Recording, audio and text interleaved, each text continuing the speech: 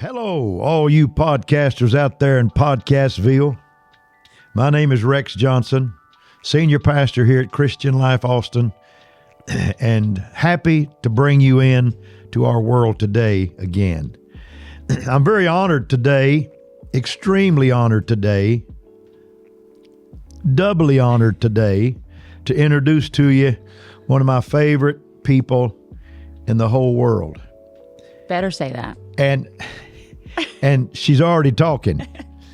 But the joy of being able to interview my baby daughter, the last in line, Johnson, is my treat today. This is going to be such a wonderful day for me.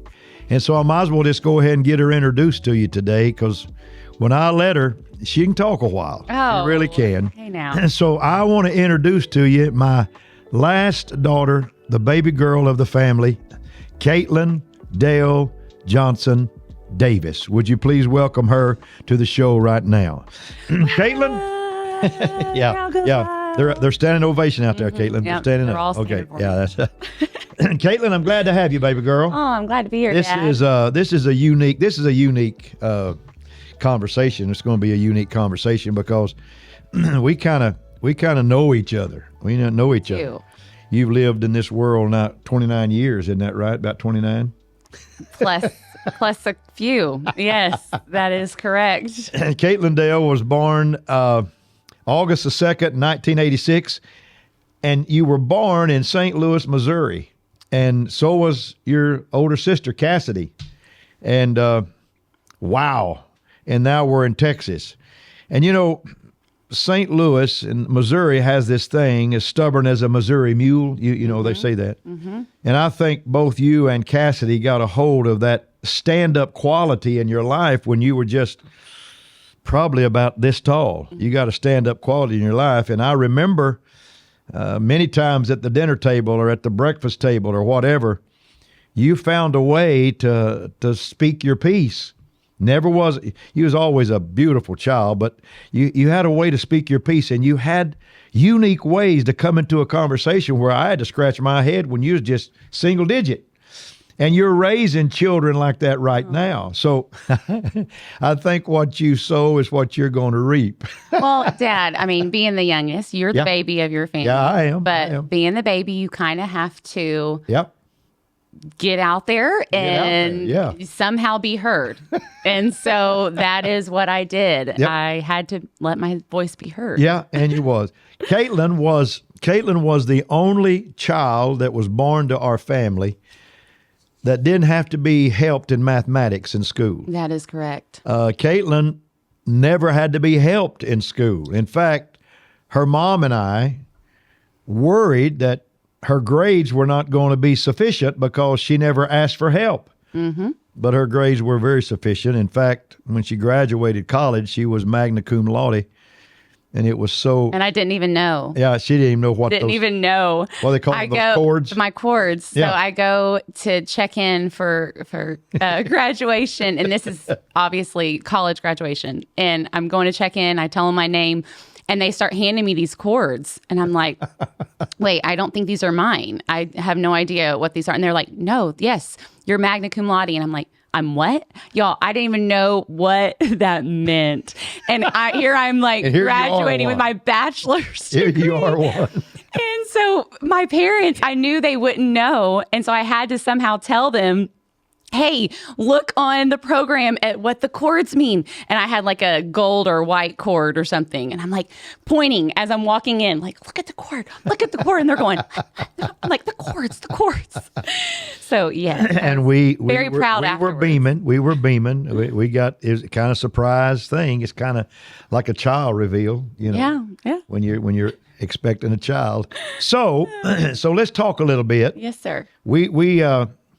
We left St. Louis when you were just an infant. In fact, the church that we went to from there was in Louisiana. We went there and didn't stay long. It was just kind of I really don't remember much. To get a church back on track. Mm-hmm. And but you learned to walk there. You learned to walk. I saw you take your first steps. There was a man in the church there that wanted to see you walk. And he made it his Ken Louis was his name, and he made it his job, his mission, to make sure that Kaitlin walked. And you started walking at 3 years old. No, you were younger than that. And then when we came to Austin, where we are now, you were 3 years old. I was. And Cassidy was 6 years old, and your older sister Misty was 15 years old. Mm-hmm. And she's already in love. Misty Yes, was already yes. in love with a man named Damon, whom she's married to now. Yes. So we get here to Austin, and we start growing in Austin and start being blessed here in Austin.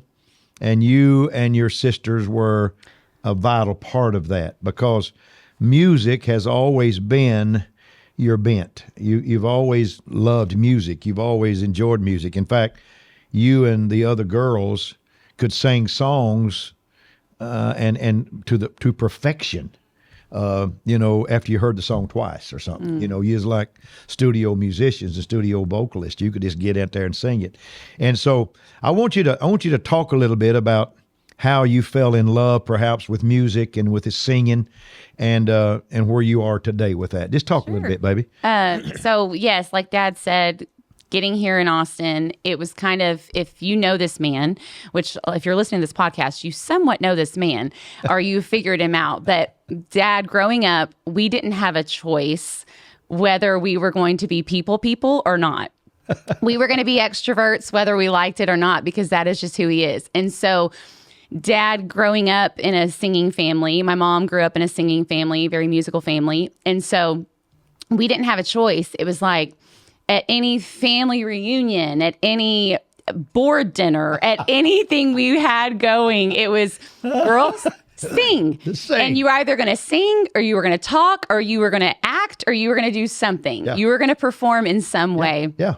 And so Cassidy and I, especially because we're closer in age, we just grabbed a hold of that, and we enjoyed it. I remember with my cousins, growing up with them, like going and creating little plays and then performing it for y'all. Yeah. So that was just now something, your kids do that. And now my kids do it. Every Sunday night. Yes, sir. And so it's just something that we enjoyed doing. And so at church, I remember having my first solo. I don't know if it was Daddy's Hands or if it was something else, but I had my first solo at 6 years old. Yeah, that's what it was. 6 years old. And now, obviously, our church was much smaller then. That's right. But that's daunting for a 6-year-old to get up there and do it. But that's just all I knew. Yeah. And so it was like, yeah, sure, I can do that. Yeah. Learned harmony at a really young age. I remember Mom. Tell about that, baby. Okay. So that's a beautiful story. Mom, we were driving home, I think from church, driving home. And this was whenever her car had a car phone in it. And it was like right there in the middle. None of these. Yes, no, it was like built into the car. Yeah. And so she, on the way home, Cassidy, I think, was the one who brought it up, because Cassidy's very wants, everything a perfect way. And so she's like, Mom, I really want to learn harmony. And so Mom was like, okay, let's do it.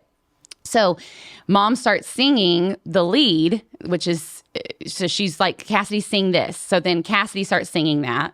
And so then Cassidy was singing the lead. Mom takes the alto. Well, she just looks at me and goes, take the high part.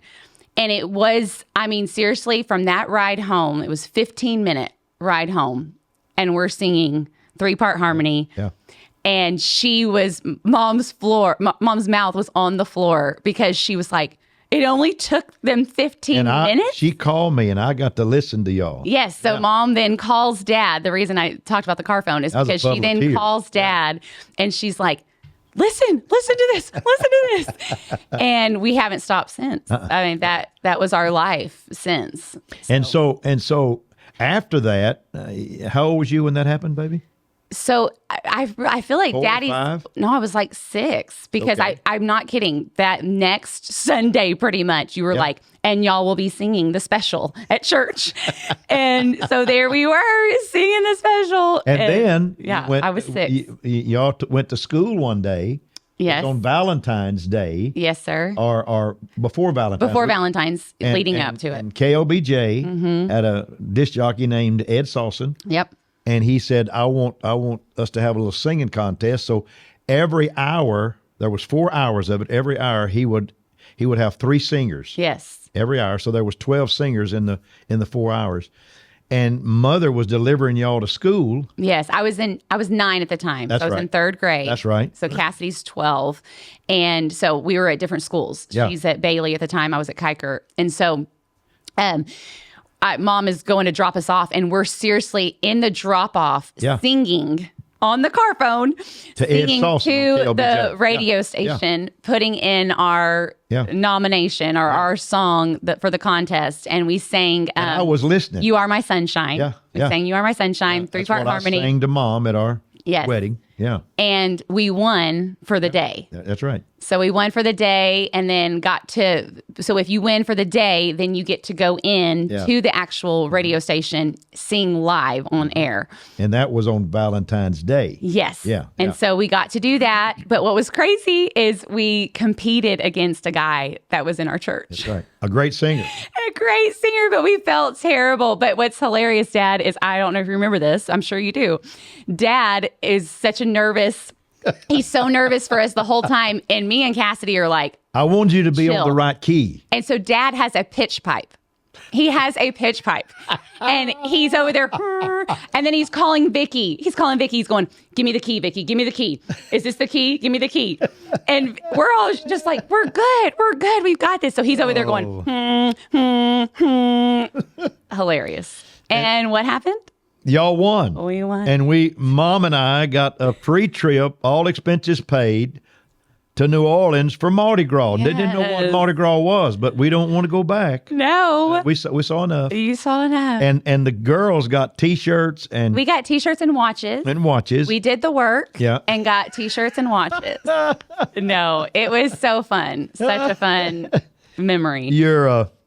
Your mom, I sang that song to your mom, You Are My Sunshine, and I still sing it to her. Yeah. I still sing it to her from time to time, just to let us reflect back to that beautiful day when we became husband and wife. So let's go a little bit into maybe your schooling. Okay. Maybe, of course, music was part of your life. You was a part of a choir, wasn't you? I was, but what's crazy is because I was so involved At Bowie, in church music, being involved in school music was a totally different thing. Yeah. That it wasn't me. If you were ever involved in any kind of school choir or anything, it's very different. Yes, it is. Than being involved in a church choir. At least our church choir. Yeah. And so I felt they sing, we sang. We sang. Yes. Yes. And just different techniques and how you're taught and everything. But I really got my feet wet with and just my grounding with music with Jonathan and Alicia. More whenever they moved here and became our youth pastors. And they literally made you and Cass both step out. They did. They did 100%. I give them so much credit for just putting confidence in us for sure. Because that's whenever I officially started leading out. I think Alicia gave me my first choir solo when I was 16 or no, 12, excuse me. I was 12. When I got in the youth, and I got my first choir solo, but then my first solo with the adult choir when I was 16. And so that was a big deal, but they just really instilled just confidence in us and just believing that we can do it, even though we probably felt like we couldn't. They put that in us. So sang all through my teenage years. Which morphed into when you were 18, 19? So, yes, I was 18, turning 19. Yes, sir. I had just graduated high school. American Idol came here to Austin. Yes. And you just decided to go out there and just see what you could do. Well, we watched the show. It had been on for 4 years. Carrie Underwood had won the year before that they came here. And so we were so invested in the show and loved the show that Mom, whenever she heard they were coming to Austin, and it was the Frank Irwin Center at the time. And so Mom was like, let's go. Let's just go see the behind the scenes. That'll be fun to just tell people we did it. We had no idea that I would make it anywhere near. And the line was longer than a food line during the time. But what was nice is because of the heat in Austin, they didn't make us wait outside like they do other cities. So we just had to go get a ticket, and they gave us a time to be back. So, but it was a long line. But yeah, tried out here in Austin, made it through several auditions. I think you sung Lean on Me, didn't you? I sang Lean on Me. Yes, I wanted something, kind of upbeat. Yeah. Acapulco. Yes. Acapulco. Acapella. But yes, made it through several Got of to the go to rounds Hollywood. and then got to go to Hollywood. So I sang in front of the 3 original judges, which Yeah. was Paula, Simon, and Randy. Yeah. And it was just the neatest experience. But it was during Hurricane Katrina, Yes, it all was. of that. So they had to fly me out for the second rounds of auditions, they had to fly me out to San Francisco. Yeah. And they acted like it was Austin. Yeah. And that's when I sang in front of Yeah. Paula, Simon, and Randy. And Mother made was it. with you. I didn't get to Mom go to was with that. me. Yeah. Yeah. Made it to Hollywood. And you went a long way. And you flew out. Yeah, I did. Yeah. We went the whole week. And I'll never forget what happened there because you were down to the finals. Yeah. And they interviewed me. They interviewed me as I your remember father. This was in 2005, and the Horns had won the Big 12, Yes, we were about to go to the Rose Bowl. about to go to the Rose Bowl, Yes. and there's USC fans Yes, out there, yes. University of Southern Cal, Yes. and they said, "Pastor, what do you think? Do you want to give a prediction on the game?" And I said, "Yeah." No, it didn't go like that. Yeah. No, they said, "What do you think of your daughter?" And you go, "She's got it. She's going to make it to the ends, and the Horns are going to win the Rose Bowl." And then were you there and you heard me? yes, I heard the whole thing. That's what I said. That's what I said. Then he got so And nervous. I said, "Oh God, if the Horns don't win, they're going to call me a false prophet." He got so nervous. He was not even thinking about the competition anymore. He was thinking about, oh my goodness, they're going to play that. I'm like, Dad, they're not going to play that. They're not going to play that. They would have if it hadn't happened. But we didn't. We won. We won. Vince took us to the championship. Yes. So All part of my story. you got cut before the end, but the bottom line is this is so beautiful. I went to Randy Jackson the last night. You were the last group to cut before they put the people on TV. Mm-hmm. And I went to Randy and I told him, I said, I'm Kaitlin. I'm Caitlin's father. He said, "Oh, Kaitlin." Yeah. There's several people that had told him who they were, and he said, "Now who's your son? Who's your daughter?" But when I said this is Kaitlin, coming from my dad. yeah, well, this happened. This happened. You can't correct this. This happened. So he said, a lot of people, Pastor, when they sing, they start strong and they fade. But said, Kaitlin, the longer she sings, the stronger she is. And I said, wow, that's a great compliment. He said, yeah. He said, she's got the it factor on that. She gets stronger. And you know what? You're 29 now, and you're still getting stronger. Please, hopefully these people can't do math. No. Okay, so let's talk about now. That's behind us. Let's talk about how you got to where you are today by meeting Jaron, going through some of the things you went through when your faith was tested, and how God gave you something so great in your life when he gave you Jaron. Yeah. So why don't we talk about that a little bit? Let's talk about perhaps a relationship with a wonderful young man that left us prematurely. Yeah. Why don't you talk about that a little bit, hon? Okay, so it kind of goes back. It's funny now talking about this with my dad because there were some troubled teen years in this relationship because of how young I was and how old he was. So I started dating a guy we started talking. I wouldn't even really call it dating. When I was 15, he was 20. So we were 5 years apart. Yeah. He was a huge, huge part of our church, though. He was a Pied Piper. My parents adored him. Yeah. It was nothing to do with him. Yeah. It was totally the age, which I now 100% understand being a mother. You got 3 girls. I have 3 girls. Yep. There's no way. There is absolutely no way I would let my 15-year-old daughter date a 20-year-old man. So I get it. But he was such a pure, amazing, wholesome man. He had ministry in his future. He did. He did for sure. It was just age was just our factor. And so because we loved each other so much, we stuck it out. And I remember y'all telling me, you can't date him until you're 18, which made total sense. So we started dating whenever I was 18. Brandon, his name was Brandon, and he was diagnosed with He got his degree. brain cancer. He got his degree, but he was diagnosed with brain cancer in our relationship. He fought brain cancer for a while, several years. 4 surgeries. Had 4 surgeries. You would never have known it. He underwent Vivacious. Full of yes, life. Yeah. had chemo, radiation, everything to try to fight this. And God just decided to take him home when he was 25. And I was 20. Yeah. So it was just a very difficult time in my life where, I mean, you're 20 years old and you think that's your future. And then God is saying, no, that's not it. And I think everyone in our church, it was kind of a crush for everyone. Yeah. In the church. He was a Pied Piper. He was a hero. Yeah. I think it was just kind of a crush for everyone because I think everyone really believed God was going to heal him. And then when that didn't happen, it was hard. Yeah, it was really hard. I thought I was okay. I thought because, whenever somebody is going through something like that, you do in the back of your mind go, okay, there is two possibilities here. Either God's going to heal him or God's going to take him. So it's not like heal him when he takes it's not like a car crash where it's just sudden. Right. It is one of those things where you do sit with it and you have to kind of come to terms with God might not. God might take him. And I remember after every surgery, we had hope. We did. 3 of them were under Dr. Black's auspices out at Cedar Sinai in Los Angeles. Yes. Huge hospital. The #1 surgeon for brain tumors. Yeah. And somehow God saw fit that he got that case. He got.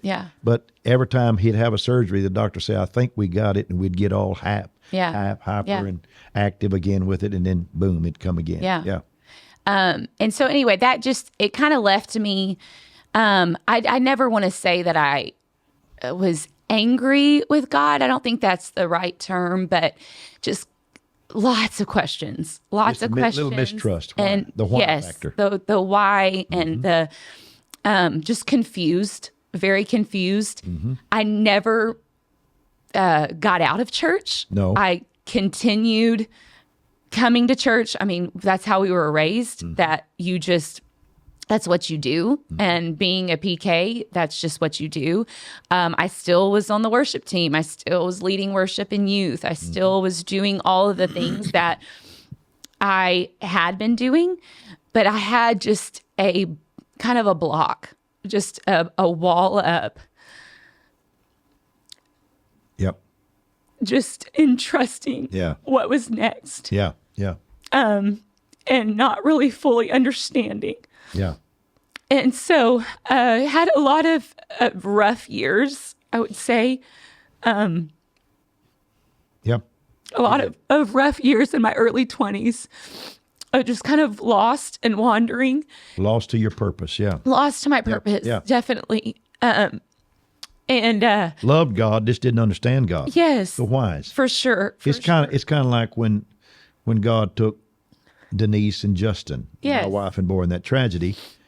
I sat down on the altar at the church one day and I said, I'm preaching the gospel and this is what I get? Yeah. Is this what I get? Yeah. Is this it? Yeah. And I understand that. And you kind of lose traction with your purpose. You lose traction with it and you start kind of sliding back down an icy slope and you're trying to get back up that hill.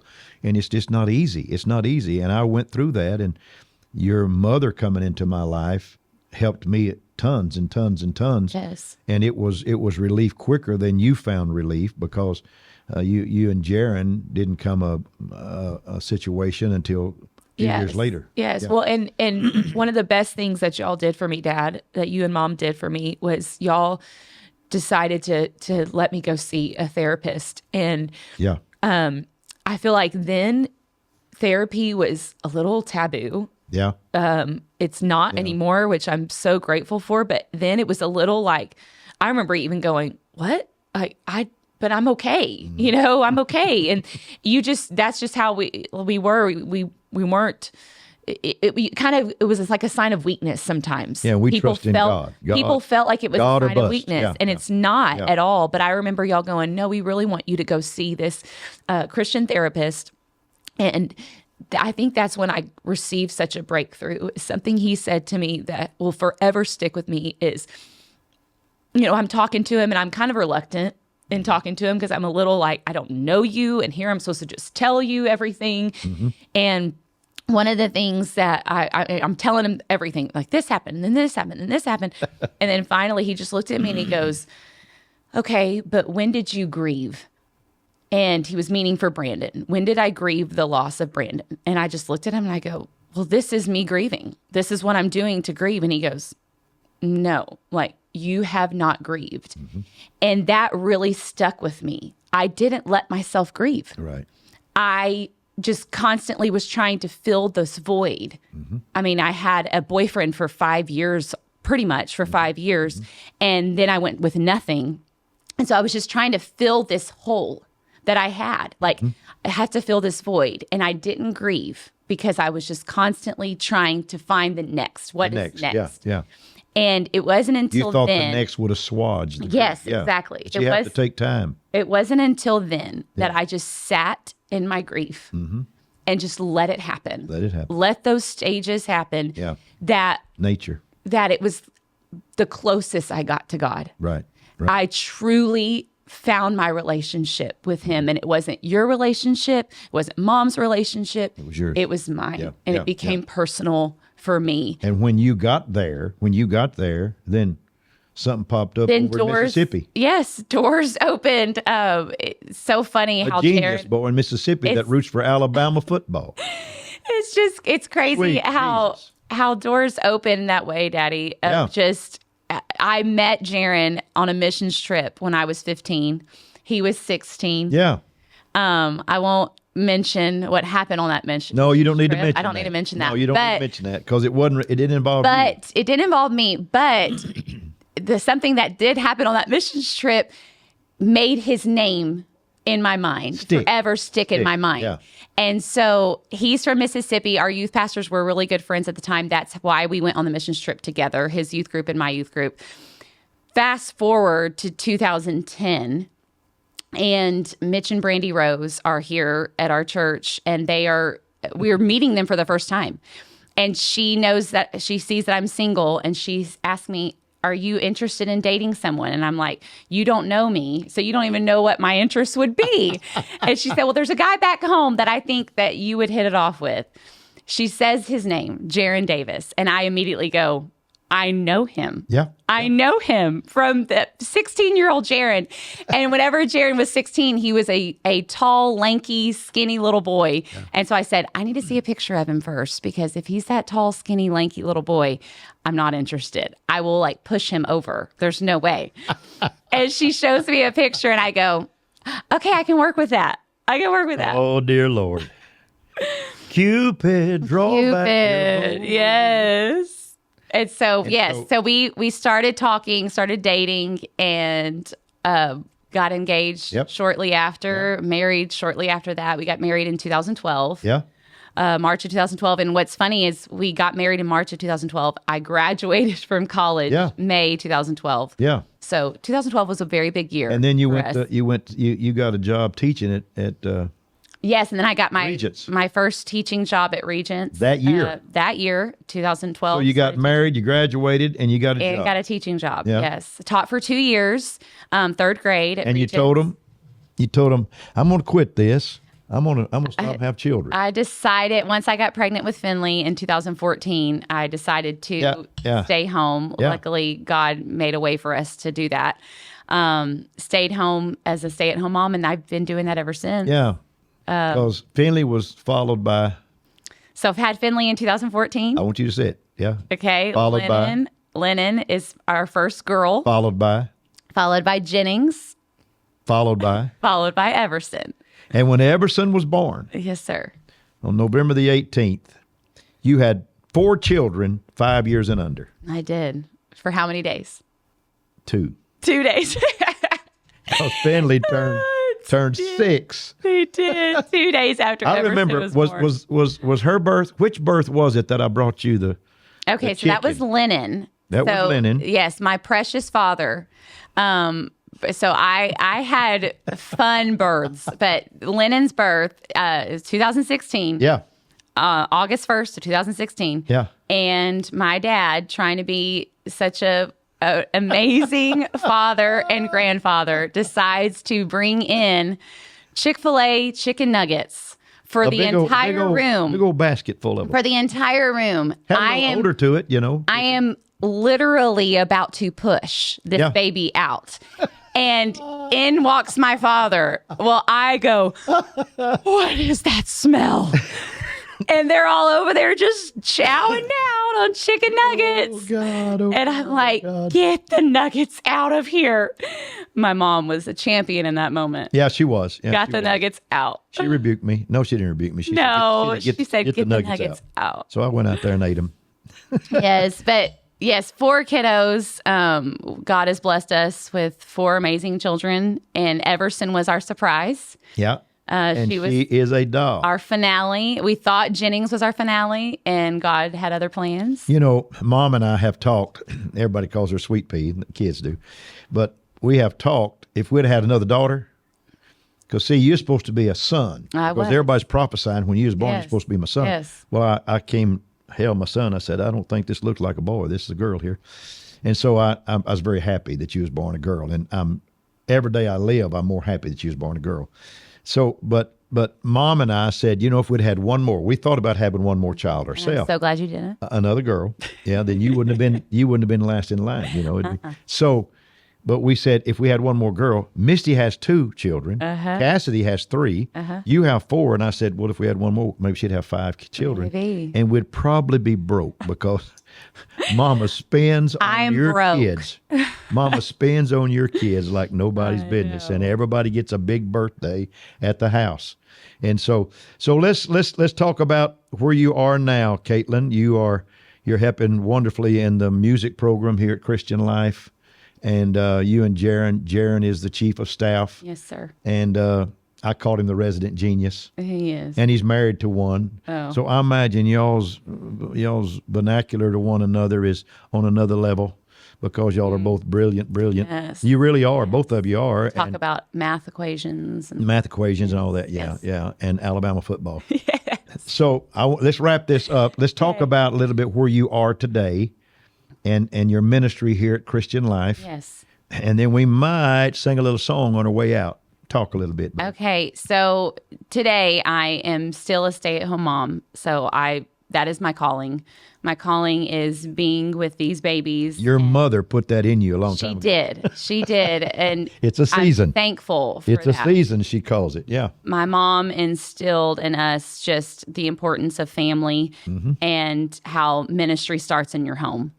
And I fully believe that your calling starts in your home. And so that is what I'm doing. Good preaching, kid. Good preaching. And it's hard. It is hard sometimes because there are many times where I feel like Jaron and I have so many conversations about this where I feel like I'm not contributing to the family because I am just a stay-at-home mom. And there's many come to Jesus meetings that we have that he looks at me and he's like, we cannot do this without you being the one at home raising the kids. And so mamas out there that maybe you're in the same boat as I, you find yourself thinking that you are not important and that you are not doing anything because you're not making money. More than necessary. You're important. Yeah. Yes. Important. You're doing exactly what you're supposed to be doing. Amen. Raising those babies. You're doing exactly that. And if you are a working mom, you're doing exactly what you're supposed to be doing. You're doing what God has called you to do, raising those babies and working full-time, part-time, whatever that looks like. But so that's what I do. And thankfully, I still get to do my passion, which is leading worship. I help Pastor Randy, however I can. On Sundays and Wednesdays and doing infuse. You get all the people lined up. I do. I get to... You get to get somebody to fill in for somebody that cancels on you last minute. The fun stuff. No, but ultimately I get to worship. Yeah. That is just what what we are. That's what we are. We're all called to worship, whether we are worshiping on a stage or worshiping in a pew. We are all called to worship. And so the fact that I get to do that is, I'm just so grateful because if you would have told me this is where I was going to be, told that 21-year-old girl this is where I was going to be, I probably would have not believed you.